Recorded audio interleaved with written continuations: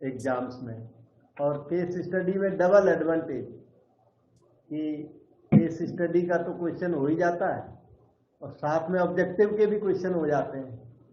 तो हमने सोचा कि जो केस स्टडी के क्वेश्चन है। Good evening sir. Good evening बेटा, गुड इवनिंग। तो केस स्टडी के क्वेश्चन थोड़े और आगे बढ़ाए जाए। तो ये मैट्रिक्स अलजेब्रा के आज हमने क्वेश्चन सेलेक्ट किए हुए। स्टार्ट करता हूँ, थोड़ा सा वेट करें। ये देखिए क्वेश्चन, ये जो क्वेश्चंस हैं वो आपको प्रिंटेड फॉर्म में हमारे पास से मिल जाएंगे। आज मैंने पूछा था ना, आप सबने उसमें उसके लिए विलिंगनेस दी, तो हम प्रिंट कर रहे हैं नोट्स आपके। तो ये प्रिंटेड फॉर्म में आपको मिल जाएगा, इसलिए क्वेश्चन लिखने की ज़्यादा ज़रूरत नहीं है। अगर वो प्रिंटेड फॉर्म हमारे पास से कलेक्ट कर सकें, या ऑनलाइन भी ये अवेलेबल है ना, CBSE का पब्लिकेशन है ये, तो ऑनलाइन भी अवेलेबल है। तो ऑनलाइन रीड कर ले तो ठीक है, या हमारे पास से फिजिकल कलेक्ट करोगे तो हम बना देंगे। नोट्स बना रहे हैं, जिन्होंने विलिंगनेस दी है उनके नोट्स बन रहे हैं। तो नोट्स मतलब राइटिंग का, क्योंकि बहुत बड़े बड़े क्वेश्चन होते हैं, राइटिंग थोड़ा इनकी मुश्किल सी है, फिर भी देख लेना आप जो भी कर सको। केस स्टडी 1 जरूर डाल दो वहाँ, ये केस स्टडी 1 है। और CBSE का जो केस स्टडी का बुक आया हुआ है नया, क्वेश्चन बुक, क्वेश्चन बैंक है CBSE वाला, उसका क्वेश्चन है ये, ओरिजिनल क्वेश्चन बैंक का। तो इसको रीड किया जाए। A manufacturer produces 3 stationery products. Case study 1 में है आप लोग, 3 स्टेशनरी प्रोडक्ट्स। वो जो मैन्युफैक्चरर है वो 3 स्टेशनरी प्रोडक्ट्स को प्रोड्यूस करता है, पेंसिल, इरेजर और शार्पनर। पेंसिल है उसके पास, इरेजर्स हैं और शार्पनर्स हैं, ठीक। विच ही सेल्स इन 2 मार्केट्स, जो 2 मार्केट्स में सेल किया जाता है। Annual sales are indicated below, और इनकी जो ईयरली सेल है वो यहाँ पर नीचे दी हुई है। ये इन्होंने मार्केट वैसे फिगर के लिए स्टूडेंट का थोड़ा माइंड कूल हो जाए, इसकी वजह से ये मार्केट भी दिखा देते हैं। और मार्केट का ज़्यादा कोई मतलब नहीं होता, हमारे सोल्यूशन में कोई हेल्प नहीं करता। फिर इन्होंने मार्केट दिए हुए, मार्केट ए, मार्केट बी। यहाँ पर देखो इस टेबल को, market A, market B. Products pencil, eraser, sharpener. तो पेंसिल्स 10,000, 6,000। मार्केट ए में सेल हो रहा है 10,000 और मार्केट बी में सेल हो रहा है 6,000। जो इरेजर्स हैं वो 2,000 ए में सेल हो रहे हैं, 20,000 बी में सेल हो रहे हैं। शार्पनर 18,000 ए में और 8,000 मार्केट बी में सेल हो रहे हैं। ये इनका उन्होंने इनकी नंबर दी हुई है, प्रोडक्ट इन नंबर्स, और मार्केट ए, मार्केट बी। अब देखो आगे ये क्या बोलते हैं। If unit sale price of pencil, eraser and sharpener are this and this respectively. ये लोग पेंसिल की यूनिट सेल प्राइस दे रहे हैं। मैं इस टेबल में लिख देता हूं, पेंसिल का यूनिट सेल प्राइस ₹250। फिर इसे अपना यूज करते रहेंगे। 2.50 इसकी सेल प्राइस है। अच्छा, sale price, unit sale price. और इरेजर की 1.50 सेल प्राइस है, 1.50 पर यूनिट। और शार्पनर की जो सेल प्राइस है वो 1.00 पर यूनिट है। एंड यूनिट कॉस्ट, कॉस्ट अलग होती है, सेल अलग होती है। सेल में ना प्रॉफिट मिलती है, और कॉस्ट में, कॉस्ट वो चीज है जो मैन्युफैक्चरर उतना मटेरियल लगाता है, मटेरियल का कॉस्ट। तो material cost plus profit is equal to sale price. तो unit cost of above 3 commodities are 2.50। Pencil का जो कॉस्ट प्राइस है, मैं यहीं पर लिखता हूं, इस पेंसिल का ना कॉस्ट प्राइस है 2.00, और इरेजर का जो कॉस्ट प्राइस है, ध्यान रखना कॉस्ट प्राइस है यहाँ पर वो 1.50, यहाँ पर इसलिए लिख दिया कि बार बार हमें देखना पड़ेगा नहीं तो। और तो 1 है। हाँ 1.0 मेरी यहाँ नजर पड़ गई, 1.00 है, एक 2.00 था इसका कॉस्ट, और इसका कॉस्ट है 1.00, और इसका कॉस्ट है 0.50 शार्पनर का। और सेल प्राइस सामने लिखे, कॉस्ट प्राइस भी सामने मैंने लिख दिए। ये रीड नहीं करना पड़ेगा, नहीं तो ना एवरी क्वेश्चन में रीड करना पड़ता है सेल प्राइस क्या है, कॉस्ट प्राइस, या तो वहां सामने लिख दो या यहाँ लिख दो, जहां सोल्यूशन कर रहे हो वहां लिख दो, ठीक है। तो हमने तो टेबल के साथ ही अब लिख दिया, तो कोई बात नहीं, यहाँ भी राइटिंग कर सकते थे। पेंसिल का यहाँ भी ठीक है बिल्कुल। पेंसिल का सेल प्राइस ये रहा, सेल प्राइस 2.50 और कॉस्ट प्राइस 2.00, अभी भी लिख सकता हूँ। इरेजर का जो सेल प्राइस है वो 1.50 और जो कॉस्ट प्राइस है वो 1.00। शार्पनर का सेल प्राइस है 1.00 और इसका जो कॉस्ट प्राइस है वो है 0.50। बेटे डाउट कहीं लगता हो पूछो, वैसे सही हमने किया। Then based on the above information answer the following questions. इस इंफॉर्मेशन पर बेस करके हमें आंसर करने हैं। और क्वेश्चन तो मैं अभी रीड कराता हूं, पर ये टेबल हमें बार बार इसकी जरूरत पड़ेगी, तो मैं पेपर को ना थोड़ा सा फोल्ड कर लेता हूं, जो बार बार मैं आपको पेपर को दिखाता रहूंगा, क्योंकि वो जो केस स्टडी का जो केस है उसे बार बार देखना पड़ता है। तो हमने पेपर को ना फोल्ड करके यहाँ पे रख लिया। अब क्वेश्चन बेटे रीड करना है। यहाँ ये देखो, total revenue of market A, revenue का मतलब cell price of market A. तो मार्केट ए ने जो सेल किया, मैं आपको याद दिला दूं, मार्केट ए ने पेंसिल सेल की, मार्केट ए ने पेंसिल सेल की है 10,000 और इरेजर सेल किए इसने 2,000 और शार्पनर इसने सेल किए 18,000। ये मार्केट ए की सेल मैंने कॉपी कर दी, ये मार्केट ए की सेल है बेटा 10,000, फिर 2,000 और 18,000, ए की सेल है ये। अच्छा, तो टोटल रेवेन्यू मांग रहा है, तो ये क्वांटिटी सोल्ड है और सेल प्राइस ऑफ ईच ये है, ये ध्यान दो। तो जो क्वांटिटी सोल्ड है वो आप मैट्रिक्स में यहां लिखिए रो में। थोड़ी प्रैक्टिस करने के बाद आपको पता लग जाएगा ये रो में क्यों लिखते हैं, क्योंकि टोटल रेवेन्यू निकालना है। तो इसको रो में आप लिखिए 18,000। कॉमा लगाना जरूरी नहीं होता मैट्रिक्स में, पर मैंने लगा दिया जो आपको थोड़ा अच्छा सा नजर आए। अच्छा, सेल प्राइस, अब ये जो पेंसिल की सेल प्राइस वो यहां लिख दो 2.50। जो पेंसिल का जो नंबर है, number of pencils sale price में मल्टीप्लाई हो तभी उसका टोटल रेवेन्यू बनेगा। 2,000 यहां इस वाले कॉलम में, कॉलम को आगे बढ़ा 1.50 में मल्टीप्लाई होगा ना, 2,000 इसमें मल्टीप्लाई होगा तो क्या बनेगा, इसका सेल प्राइस बनेगा इरेजर्स का।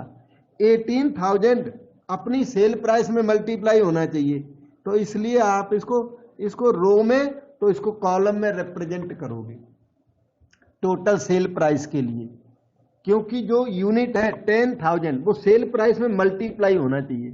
तो मल्टीप्लाई क्या होगा, first row into first column करके मल्टीप्लाई हुआ करता है।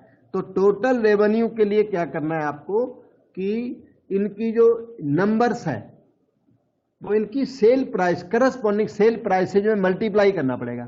इसकी वजह से आपको ये रो और इसे कॉलम में, प्राइस को ना कॉलम में लिखना पड़ेगा। अब कर लो मल्टीप्लाई। ये जो 1000 आप कॉमन भी ले सकते हैं, 1000 बाद में 1000 कॉमन ले लिया मैंने। अब आपका काम थोड़ा सा कम हो गया, हल्का पड़ गया। देखना, first row into first column, first row में 10 रह गया, 10 इंटू 2.50 प्लस यहाँ पे 2 रह गया 1000 कॉमन लेने के बाद इंटू 1.50 प्लस यहाँ 18 रह गया 18 इंटू दिस 1000 कॉमन ले लिया कन्वीनियंस के लिए। आपको ये इनकन्वीनियंट लगता हो तो सीधा मल्टीप्लाई करो बस। So this is equal to 1000, ठीक है, इंटू ये हो गया 25, 2.5 इंटू 10, ये हो गया 3 और ये 18, 46 लग रहा है, 46,000 हो गया बेटा कैलकुलेशन करने के बाद। तो ये 46,000 यहां पर है अभी। अब इसमें डाउट हो तो पूछना है। सर हाँ जी बेटा। सर ये जैसे अगर हम इसको ये कॉलम में लिख देते, दूसरे को रो में लिख देते, तब आंसर सेम नहीं आना था? आप उसको लिखिए तभी लिख के जो आपके मन में आता ना पहले आप करके देखना, ओके फिर सर। हमसे पूछना। वो हो सकता है मल्टीप्लीकेबल ही ना हो, ठीक है ना, मल्टीप्लाई होना चाहिए ना, तो मल्टीप्लाई हो जाए तो आ जाएगा और मल्टीप्लाई नहीं हुआ तो नहीं आएगा फिर, ठीक है ना। Okay sir. हाँ वो थोड़ा करके देखना। अच्छा अल्टरनेटिव्स होते हैं अनलेस वन ट्राई। मुझे ऐसा लगा कि देखो ना ये जो पेंसिल की नंबर है वो अपनी प्राइस में मल्टीप्लाई होना चाहिए, चाहे रो से करो चाहे कॉलम से करो, ये अपने प्राइस से मल्टीप्लाई होना चाहिए, ये अपनी प्राइस से मल्टीप्लाई होना चाहिए, ठीक है ना। तो ये जो प्राइस है वो रो में शो कर दो और ये जो नंबर है वो कॉलम में शो कर दो, फिर तो आ जाएगा। ये वही कह रहा था, मैं वही कह रहा था। हाँ प्राइस को रो में शो कर दो और ये क्वांटिटी कॉलम में ले आओ, आ जाएगा, बिल्कुल आ जाएगा। मतलब आइडिया यही है कि number it should be multiplied with its price, ठीक है। अब देखिए question number 2, total revenue of market B. Market B का टीआर मांग दिया, तो उसमें क्या है ये आप नंबर ले लो बेटे। मार्केट बी, एक मिनट, मार्केट बी की नंबर यहां पर लिखिए मेरे पास, ये दूसरी नंबर है, ये 6,000 pencils, 20,000 erasers and 8,000 sharpeners. Market B की नंबर ये है और sale price same 2.50, 1.50 and 1.00। 1000 you can take common for convenience and then multiply 6 into 2.50 plus 20 into 1.5, 8 बन जा 8।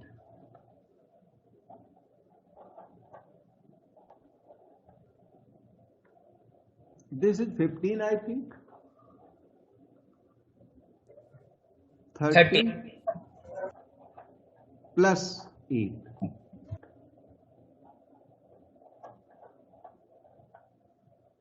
53. So it is 53,000. So option B is right. अब देखो बेटा अगर किसी को भी डाउट है तो जरूर पूछिए। मैट्रिक्स फॉर्मेशन करते टाइम यही ध्यान रखना कि number should be multiplied it's corresponding price. Number of erasers should be multiplied with its corresponding price, that is 1.50, etc. So we have done 2 questions out of these. So let us go to third question.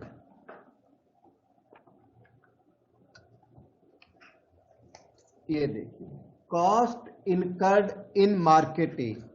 अब market ए का ये cost price मांग रहे हैं, ठीक है, आपके सामने ये कॉस्ट प्राइस सामने कर दिए और मार्केट ए का कंजम्पशन ये रहा, ये 10,000, फिर से नंबर लिखी जाए मार्केट ए की 10,000। सर इनकर्ड का मतलब क्या होता है? Cost which has cost which is consumed which is done by market A. Market A में जो cost I, incurred means I that has come. Okay sir. हाँ, कॉस्ट टोटल कॉस्ट इनकर्ड, और वो जो आपका सेल प्राइस है वो total revenue में हो गया। तो कॉस्ट इनकर्ड का मतलब total cost.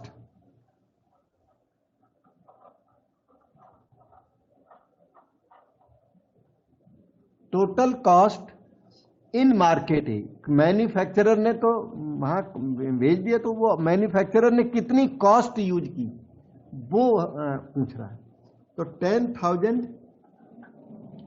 2,000 for erasers, 18,000 number for sharpeners, multiply by corresponding cost price. Manufacturer ने जो यूज की है कॉस्ट 2.00, 1.00, 0.50,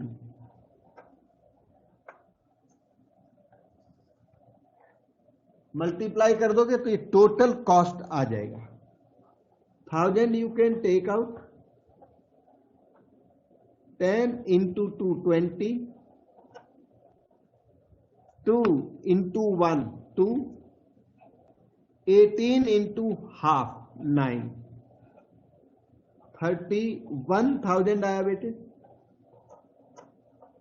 ये डी ऑप्शन आपका आंसर आ गया। Cost incurred, total cost in market A. Market A में जो आइटम सेल हुए उनका कॉस्ट क्या था, मैन्युफैक्चरर ने इतना मनी लगाया था, तो जो उसका टोटल रेवेन्यू है ना, total revenue minus this cost, that is called profit. अभी प्रॉफिट किसी क्वेश्चन में मांगेगा तो देखेंगे। अब क्या आ गया, profits in market A and B respectively. Yes, इन्होंने प्रॉफिट मांग दिया अभी से, तो प्रॉफिट इन मार्केट ए तो हमारे पास ऑलमोस्ट रेडी है। मार्केट बी का प्रॉफिट निकालना पड़ेगा। Profit in market A, market A की जो टोटल प्रॉफिट है वो इतनी हुई। वो टोटल रेवेन्यू क्वेश्चन नंबर 1 में निकाला था आपने, and that was 46,000 minus this cost price incurred in market A. ये total revenue minus cost price, ठीक है, मतलब total revenue sale price minus cost price, उसी को प्रॉफिट कहते हैं। तो मार्केट ए का तो प्रॉफिट हमारे पास बिल्कुल रेडी है। 6 minus 1 5, 4 minus 1 3, 15,000। अच्छा, incidentally you have 15,000 only at one place in ABCD. Yes sir. Therefore your answer is definitely A. Otherwise आपको पता है कॉस्ट आपको निकालनी पड़ेगी। आपके पास मार्केट बी की टोटल रेवेन्यू है, कॉस्ट निकालनी पड़ेगी, तब जाके प्रॉफिट इन मार्केट बी आएगी। कॉस्ट इन बी निकालनी पड़ेगी अगर आपको ओरिजिनली सॉल्यूशन फुल देना है तो। कॉस्ट इन बी कैसे आएगा, मार्केट बी का जो यूनिट सोल्ड है 10,000, 1000 को मैं के लिख देता हूं, 2,000 और 18,000। के आप मत लिखना, आप फुल लिखना 1000, ठीक है। और ये इसका market B, okay, market B का ये नहीं है, मार्केट ए का लिख दिया मैं। मार्केट बी का 6,000, 20,000 और 8,000, ये मार्केट बी का यूनिट सोल्ड है। और कॉस्ट प्राइस तो दोनों मार्केट में सेम है, 2.00 कॉस्ट प्राइस, यस 2.00, और फिर 1.00, फिर 0.50। तो ये कॉस्ट इन बी ओरिजिनली निकल जाएगी आपकी 12,000 प्लस 20,000 और plus 4000,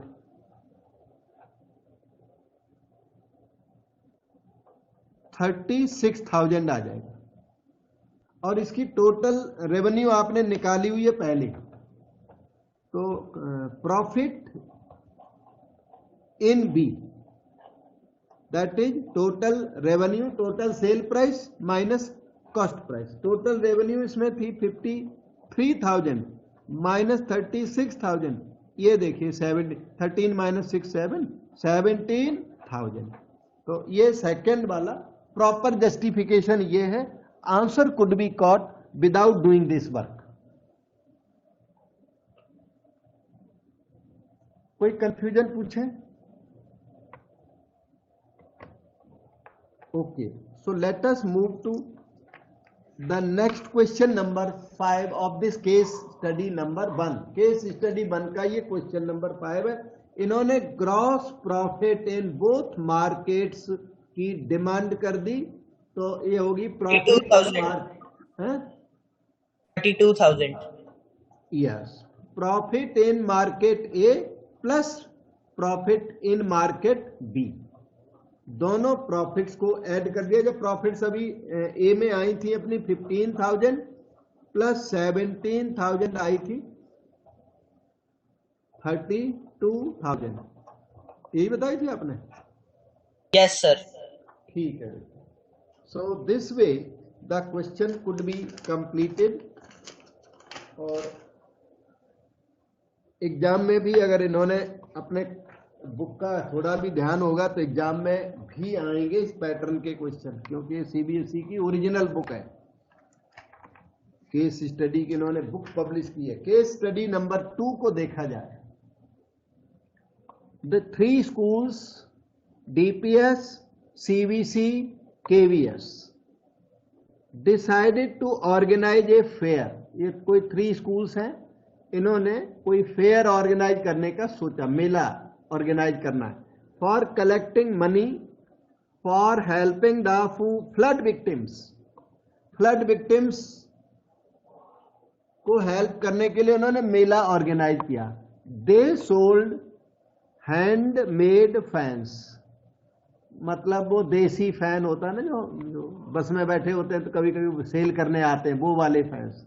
handmade fans, mats, plates, सभी कुछ हाथ से बनाया हुआ। अच्छा, from recycled material, recycled material से ये चीजें बनाएंगी और फ्लड विक्टिम्स को हमें हेल्प करनी है। तो these items were sold at ₹25, 100 and 50 respectively.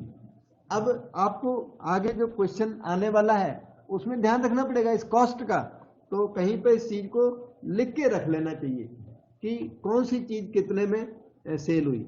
जो अपना फैन था, फैन को सेल हुआ 25 रुपीज में पर फैन। और मैट्स, एक मैट की प्राइस इन्होंने 100 रुपीज रखी और प्लेट की प्राइस 50 रुपीज रखी हुई है, 1 प्लेट की। ओके, अब आगे रीड करो। The numbers of articles sold are given as follows. अब इन्होंने नंबर दी कि कौन सा आर्टिकल कितना सेल हुआ। स्कूल इधर शो किया है, आर्टिकल इधर शो हुआ है, स्कूल ऑब्लिक आर्टिकल, ठीक। Fans DPS sold 40, CVC 25, KVS 35। Mats DPS 50, CVC 40, KVS 50। Plates DPS 20, CVC 30, KVS 40।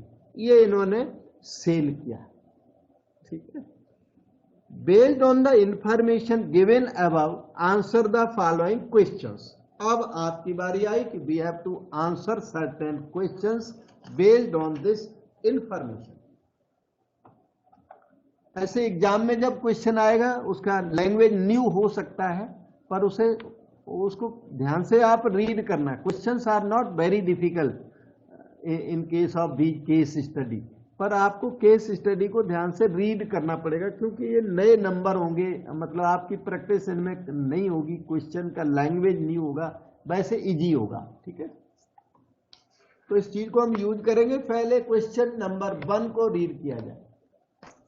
ये कहते हैं what is the total money collected by school DPS. DPS का टोटल कलेक्शन मांग दिया, तो डीपीएस ने नंबर कितनी सेल की, यहां देखो आके डीपीएस ने ये नंबर सेल की, इसे आप रो में रख दो और प्राइस को कॉलम में, वो सबसे अच्छा है।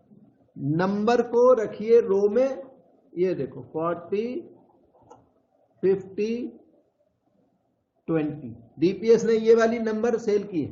फैन सेल किए 40, मैट सेल किए 50, प्लेट सेल किए 20।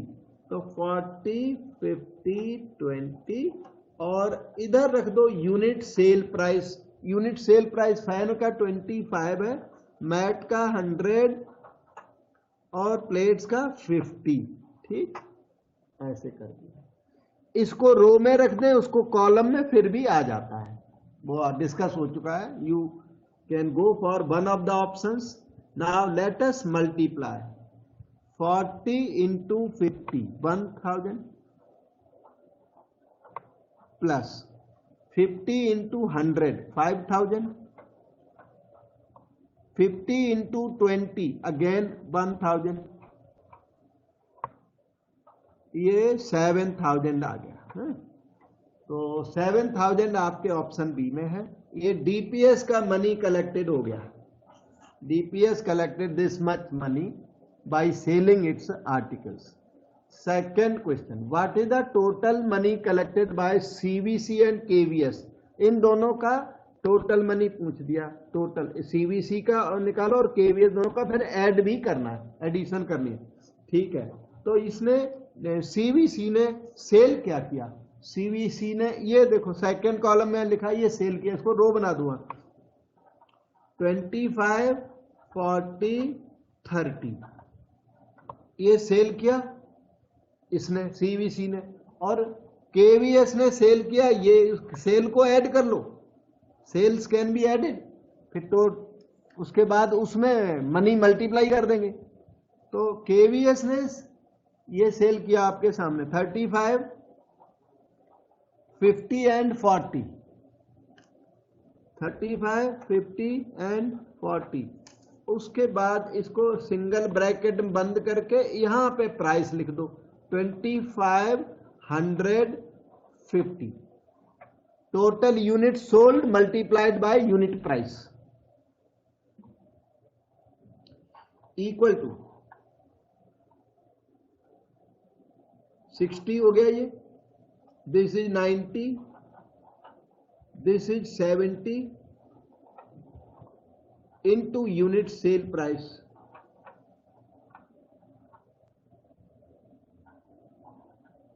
this into this 1500, 90 into this 9000, 70 into this 3500, this is 14,000। Total कर दिया हमने, 5 ये 9 ये 14,000। और ऑप्शन ए में ये दिख भी रहा है। ऐसे भी निकाल सकते हो, this into this plus this into this, वो भी सही ऑप्शन है।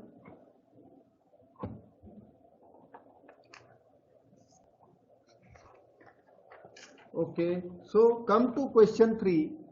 What is the total amount of money collected by all the 3 schools? Yes, total amount of money collected, it is here।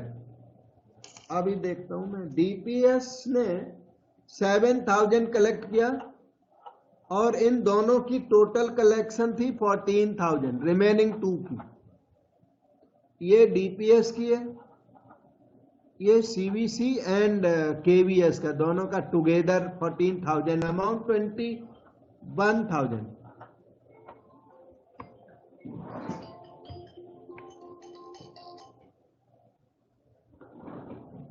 और 21,000 आप सी में देख सकते हो, वो आपका आंसर है।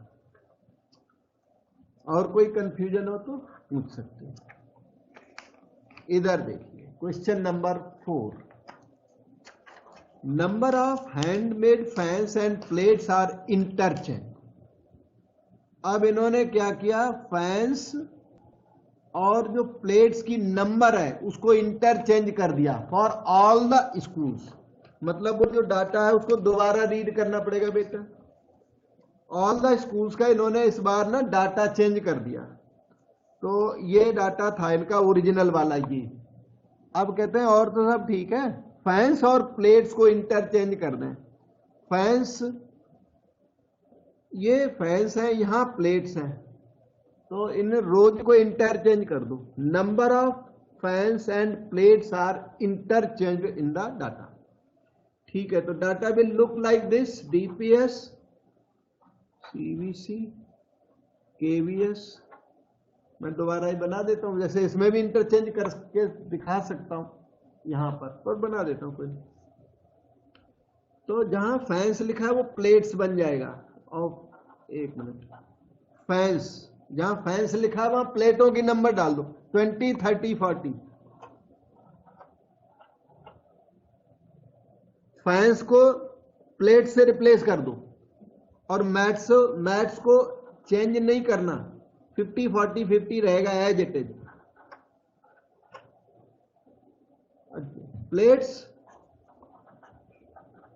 Must be change by fans 40, 25, 30, 35। ये देखो बेटे हमने रोज इंटरचेंज कर दी। Plates, number of plates made, number of fans 20, 30, 40। एक मिनट, 20, 30, 40 और फैंस को प्लेट्स बना दिया 40, 25, 35। बीच वाला रो अनचेंज, ठीक, इंटरचेंज कर दिया। अब क्या मांग रहे हैं, what is the total money collected by all the schools. Total money collected by all the schools इन्होंने डिमांड कर दी। तो ये थोड़ा सा काम इंक्रीज हो गया। एक कंप्लीट मैट्रिक्स को ही मल्टीप्लाई कर देते हैं, अलग अलग ना करके ना एक साथ मल्टीप्लाई कर देते हैं। ये इसको यूनिट सेल प्राइस से मल्टीप्लाई कर देंगे, फिर जो आएंगे ना 3 पेज प्राइसेज आएंगे उनको ऐड कर देंगे। देखो मैं कर रहा हूं, उसको समझने की कोशिश करना। एक तरीका दिन का अलग अलग निकाल लो फिर से दोबारा, तो वो भी सही है, कोई दिक्कत नहीं है। और सर पहले हम सबके फैंस को ऐड करेंगे, फिर मैट्स को ऐड करेंगे, फिर प्लेट्स को ऐड कर दो, फिर एक नया मैट्रिक्स बन जाएगा।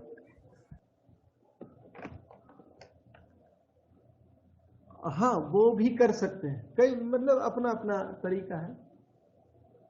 ठीक है, ओके।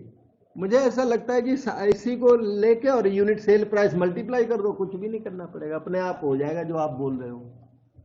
देखो इधर ये मैट्रिक्स फॉर्म कर दिया आपने। ये फैंस हैं 20, 30, 40 और ये यूनिट प्राइस में मल्टीप्लाई होंगे तो बात बन जाएगी। फैंस का यूनिट प्राइस, एक सेकंड रुकना, वो पेपर इधर उधर हो गया। फैंस का यूनिट प्राइस, हाँ 25। अच्छा, हाँ वो ठीक है। बहुत सारे पेपर हमें अरेंज करने पड़ते हैं, ऊपर फैन चल रहा है, उड़ ही जाता है कई बार। ओके, 20, 34। ये ना फैन का यूनिट प्राइस है 25। ये 50, 40, 50, इसका दूसरे का रख दो। एक मिनट रुकना, पहले वाले फैंस हैं बिल्कुल सही है, दूसरे वाले मैट्स हैं 100 नहीं, इसका उसमें फिर वो भी प्लेट का 50 है बेटे। ये तो 40, 25, 35, इन दोनों को मल्टीप्लाई करके जो आउटकम आएगा उसको ऐड कर दो, वो एक तरीका है। बाकी अलग अलग भी कर, कई सारे मेथड्स हैं जिनमें एक ये है, मेरे ख्याल से इसे कर देता हूं, ठीक ही है। 20 इंटू 25, 500 हो गया।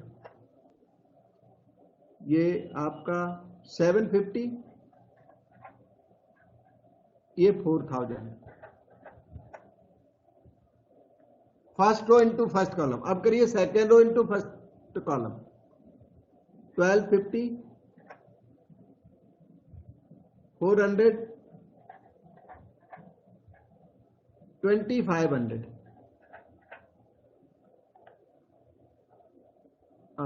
40 into 50, 1000, 2500, 1750। अब ये बताओ कितना हुआ? 5250 हुआ क्या? ये वाला इतना मालूम पड़ रहा मुझे तो। और ये देखिए 4000 था ये, 6500 प्लस 1250, 7750, और लास्ट नंबर 3500, 5250 ये भी लग रहा है।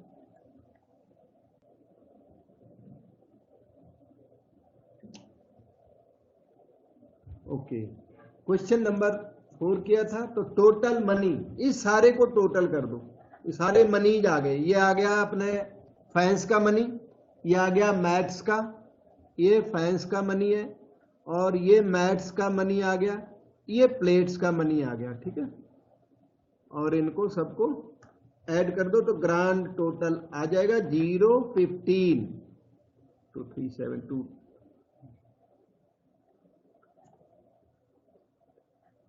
18,250। तो इनमें आंसर ही नहीं है, कहीं एरर डिटेक्ट करो बेटे, कहीं कहाँ पे गलती होगी। सर ये आंसर 21250 आया है। Yes, ये वाला 21,250 आया। 21250, 21,250। नहीं, यहाँ पे सर मैंने दूसरे मेथड से किया। सर मैंने भी सर तीनों को ऐड करके नहीं, मैं ये बोल रहा हूँ मेरे साथ रहिए ना। चलो मैं थोड़ा देख देता हूँ। 90 into 25 करो, 2250। 2250। Yes sir. अच्छा, तो ये नंबर तो यहाँ पे इसमें एरर है कहीं। ये पहले वाले में ये ना 2000 है, देखो ये 2000, तब ये 2250 यहीं पे एरर आ गया, पहले वाले में मिल गया एरर। फिर 140 into 100 करो, 14,000। 14,000। तो इनमें कुछ गलती आई है कैलकुलेशंस में। इनमें ये जो मल्टीप्लाई किया ना, इनमें कुछ एरर्स आए हैं। 1250 ठीक लग रहा है, 4000 ठीक लग रहा है, 2500 ठीक लग रहा है, 5000 हैं? अगला 5000 है। 5,000 ये वाला। Yes sir.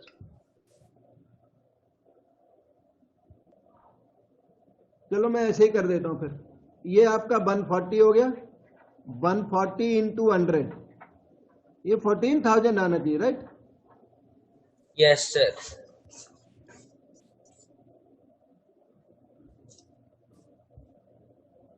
और जो अगला कैलकुलेशन रहेगी वो 100 into 50 होएगा। और अगला होगा ये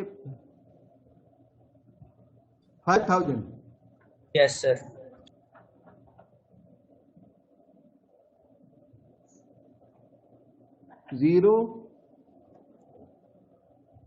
05005 हो गया। ये अपना थर्ड डिजिट है, 2 आ गया।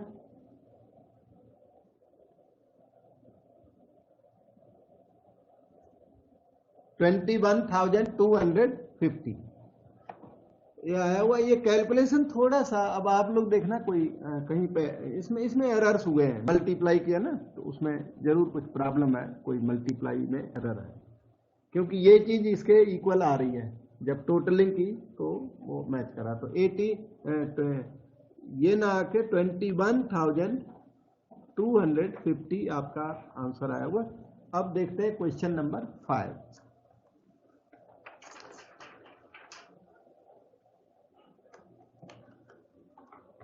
How many articles are sold by 3 schools. इन्होंने पूछ दिया total number of articles sold. तो उसके लिए आपने वो मैट्रिक्स को पूरी को ऐड करना है। 300 ऑप्शन डी। एक मिनट रुकना। 40, 25, 35, 50, 40 और 50। ऐसे करते हैं कि इनको ना मैट्रिक्स फॉर्म में लिखोगे तो अच्छा लगेगा। ये एक स्कूल ने सेल किया और ये दूसरे का सेल है, ये वाला प्लस। ऐसे करोगे थोड़ा अच्छा लगेगा मेरे ख्याल से। तो 20, 30 और 40 और टोटल नंबर ऑफ आइटम्स पूछिए, मैट्रिक्स से ऐड कर दो। अदरवाइज इनमें इंटरनल एडिशन कर दो, कोई प्रॉब्लम बिल्कुल भी कुछ भी नहीं है अभी। हाँ, कुछ बताया आपने टोटल बेटा, कितना टोटल निकला? 330 ऑप्शन डी। 330 तो ऑप्शन डी देख लेना, राइट होगा। ये जो टोटल है ना वो इतना आएगा। So we can go to next question now. इसमें प्रीवियस पेपर्स बड़े रेफर करने पड़ते हैं। ये है केस स्टडी 3।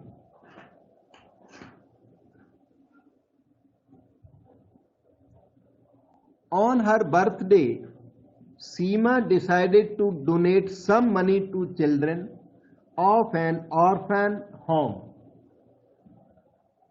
इसने कुछ डोनेशन डिसाइड किया। If there were 8 children less, अगर 8 चिल्ड्रन कम होते तो everyone would have got ₹10 more, तो हर बच्चे को ₹10 मोर मिल सकते थे। However, if there were 16 children more, अगर बच्चे वहां पर ज्यादा होते तो मनी कम मिलेगा, तो everyone would have got ₹10 less. Let the number of children be X and amount distributed by Seema for one child be Y. X इसमें दिया हुआ है number of children, X is equal to number of children, वो इन्होंने x दिया हुआ है, ठीक है। और y दिया हुआ है distributed by Seema for one child. This is the amount for one child. इसका मतलब उस सीमा के पास टोटल अमाउंट XY है, X चिल्ड्रन है वहां और Y अमाउंट पर child.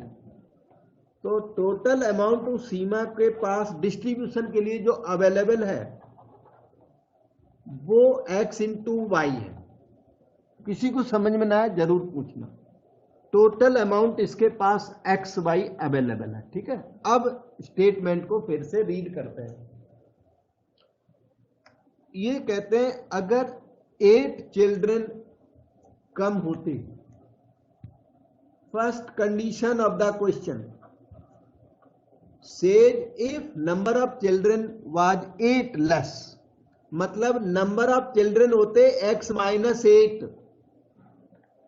everyone would have got ₹10 more, तो जो यूनिट चाइल्ड को जो मिलनी है यूनिट वो y+10 मिल जाती। अगर बच्चे कम होते तो अमाउंट पर हेड ज्यादा मिल जाती, तो ये टोटल अमाउंट डिस्ट्रीब्यूटेड हो जाती और ये टोटल अमाउंट डिस्ट्रीब्यूटेड XY के इक्वल होती, क्योंकि टोटल अमाउंट उसके पास वही है, XY है, टोटल अमाउंट XY है। अब चिल्ड्रन कम है तो मनी मोर दे देगी, पर टोटल अमाउंट इसने XY डिस्ट्रीब्यूट करना है। सेकेंड कंडीशन,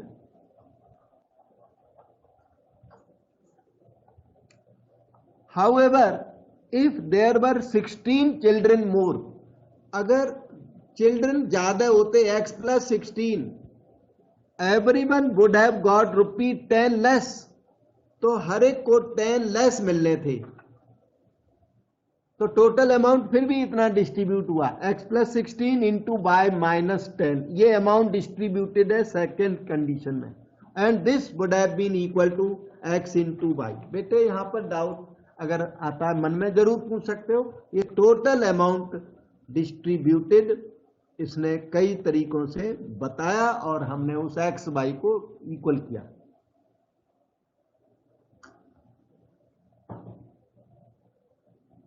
अब इन दोनों को सिंप्लीफाई किया जाए। इक्वेशन फर्स्ट को सिंप्लीफाई करें, x by plus 10x minus 8y minus 80 is equal to x by cancel हुआ, 2 का डिवीजन लगा दो, 5x minus 4y equal to 40। ये आपकी प्रॉपर इक्वेशन नंबर 1 बन गई। सेकेंड को रिजॉल्व करते हैं, इसको x by minus 10x plus 16y minus 160 is equal to x by cancel, तो minus 10x plus 16y equal to 160, minus 2 का डिवीजन कर दो, 5x minus 8y minus 80, minus 2 का इसमें हमने डिवीजन लगा दिया। इक्वेशन नंबर 2 हो गई। 2 के पास 1 को लिख देते हैं, नहीं तो ये सामने दिख रही, बाद में देखते, दोनों को रीराइट कर लेते हैं। 5x minus 4y equal to 40, उसी सीरियल में, क्योंकि पता नहीं है क्या किस तरह के क्वेश्चन होंगे, we have written in the same serial in which they have come. These equations will be used in future. अब देखिए आगे क्वेश्चन हमारा क्या कहता है। सर हाँ जी बेटा। सर ये जो दो इक्वेशन दी है, हम पहले एक्स वाई निकाल सकते हैं लीनियर मतलब एलिमिनेशन से? हाँ, एलिमिनेशन से नहीं, मैट्रिक्स से थोड़ा ट्राई करना बेटा, क्योंकि क्या पता ये सब्जेक्टिव में केवल ऑब्जेक्टिव देख रहे हैं, फिर तो प्रॉब्लम नहीं है। अभी इन्होंने आपसे डिटेल्ड शीट मांग दी, तो एलिमिनेशन मेथड थोड़ा कम चल पाएगा, ठीक है ना। अभी क्लियर नहीं ना, ये क्या अकेला ABCD मांगते, किसी मेथड से निकालो, कोई दिक्कत नहीं है। लेकिन अगर ये सपोज करो आपसे शीट मांग दी कि आंसर शीट भी साथ में अटैच करें, तो आंसर शीट अटैच करोगे तो ये मैट्रिक्स मेथड से होगा, क्योंकि हम मैट्रिक्स अलजेब्रा कर रहे हैं, तो किसी न किसी फॉर्म में अभी देखना वो मैट्रिक्स जरूर। अभी तो क्वेश्चन रीड ही नहीं किया, अभी तो एक्स वाई इन्होंने मांगे ही नहीं है, पता नहीं क्या मांगा है ना। तो अभी तो पता भी नहीं ना question, I have not read the question. Okay sir. हाँ जी, तो अब इनका क्वेश्चन रीड करेंगे, जरूरत होगी तो एक्स वाई निकालेंगे। ये देखो, पहले तो इन्होंने क्या बोला, the equations in terms of x and y. जो इक्वेशन आपने फॉर्म कर ली वो इक्वेशंस ही पूछ दी, तो हमने फॉर्म की हुए 5x माइनस, हमने जो फॉर्म किया मैं यहाँ लिखता हूँ, 5x minus 4y equal to 40 और 5x minus 8y equal to minus 80।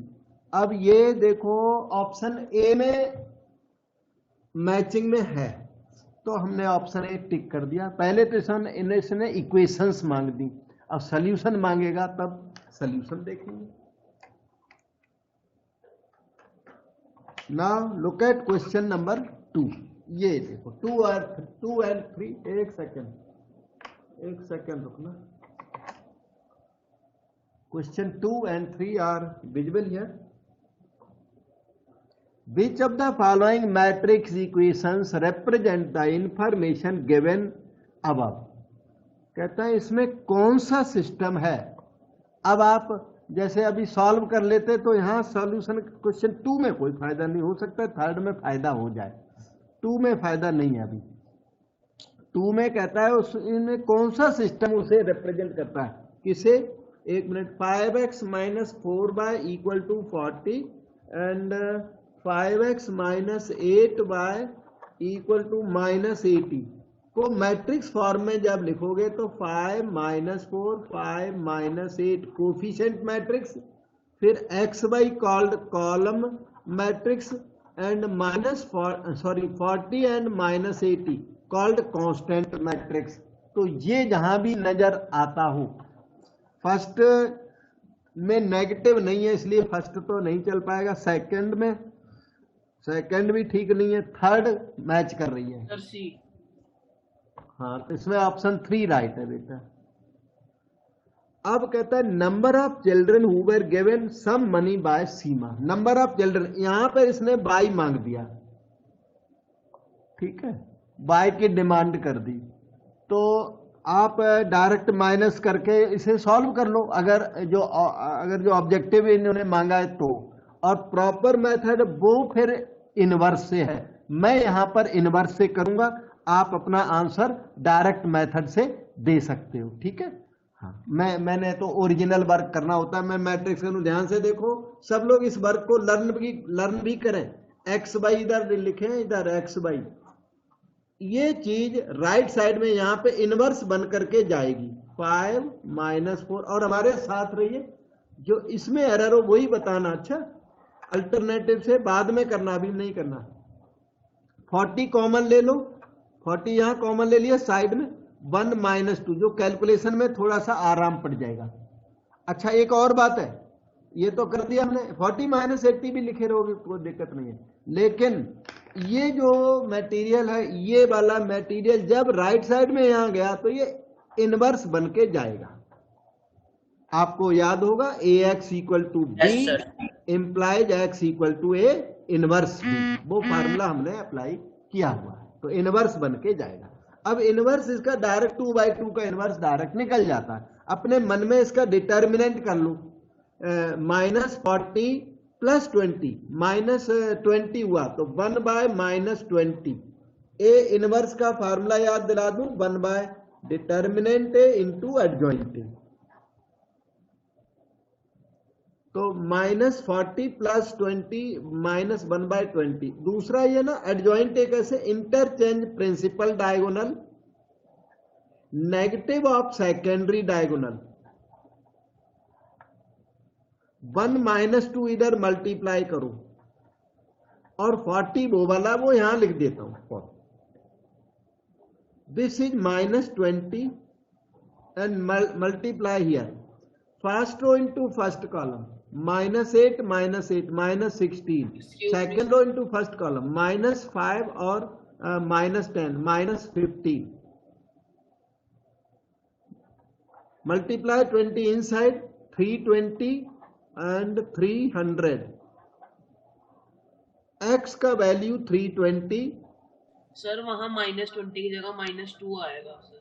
-2 आएगा बेटा, यहाँ -2 आएगा, तो ये 32 और 30, y की वैल्यू 30, ठीक। अब इन्होंने मांगा number of children who were present, who were given some money by Seema. तो नंबर ऑफ चिल्ड्रन आपका नंबर ऑफ चिल्ड्रन किसे लिया था, नंबर ऑफ चिल्ड्रन एक्स को लिया था। यस सर, और वाई मनी था। अच्छा ठीक है, तो एक्स की value 32, number of children x लिया, बाई लिया मनी को, तो बाई अब पूछा होगा तो वहां टिक करेंगे। अब इसमें डाउट हो वहां पूछें बेटे।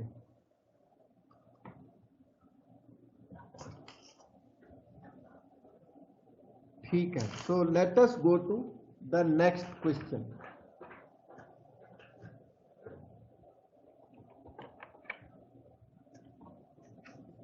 ये देखो, इसमें और भी है, how much amount is given to each child by Seema. ये बाई की वैल्यू हो गई, एक्स आप पहले टिक कर चुके हो, एक्स आया था 30, जो 32, बाई आया था 30 है, तो एक्स था नंबर ऑफ चिल्ड्रन, और यह है money for each child, for each, और ये मनी फॉर ईच पूछ रहे हैं, how much amount is given to each child, तो वो आपका 30। How much amount Seema spends in distributing the money to all the students of the orphan home.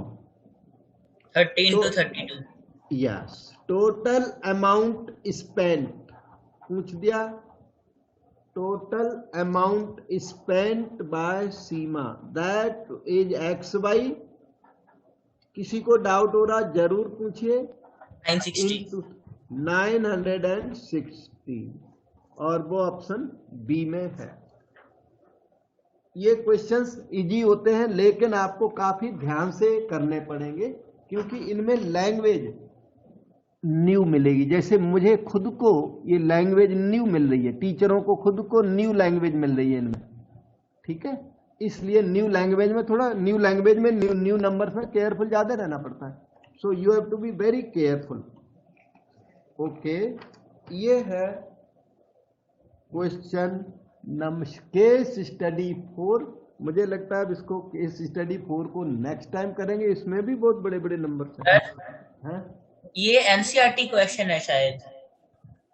ये बेटे जो क्वेश्चन है केस स्टडी एनसीईआरटी में थी नहीं पहले।